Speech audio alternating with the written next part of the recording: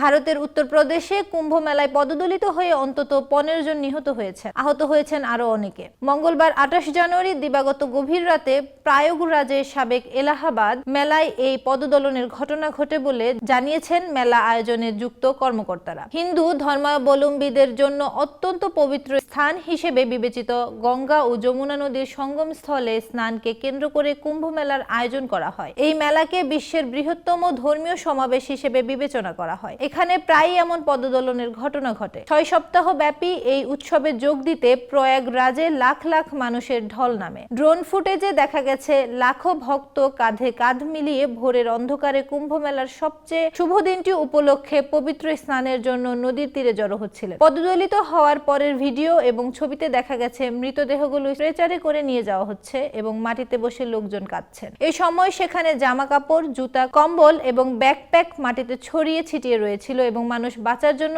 এদিক ওদিক ছোটাছুটির চেষ্টা করছিলেন। কর্মকর্তারা জানিয়েছেন ঠিক কি কারণে এই দুর্ঘটনা ঘটে তা এখনো স্পষ্ট নয়। তবে প্রত্যক্ষদর্শীরা জানান সেখান থেকে ভক্তরা বের হয়ে যখন বহির্গমন স্থলে আসেন তখন আবারও পদদলিত হওয়ার ঘটনা ঘটে। এরপর তারা অন্য কোনো পথ খুঁজতে পন্টুন সেতুর দিকে ফিরে এসে দেখেন যে কর্তৃপক্ষ সেটি বন্ধ করে দিয়েছে। পরিস্থিতি নিয়ন্ত্রণে আনার জন্য একটি আর্চপিড অ্যাকশন ফোর্স RAF একটি বিশেষ ইউনিট মোতায়েন করা হয়েছে এবং উদ্ধার প্রচেষ্টা চলছে। এরই মধ্যে প্রধানমন্ত্রী নরেন্দ্র মোদী উত্তরপ্রদেশের মুখ্যমন্ত্রী যোগী আদিত্যনাথের সঙ্গে কথা বলেছেন এবং তাৎক্ষণিক সহায়তা ব্যবস্থা নেওয়ার আহ্বান জানিয়েছেন।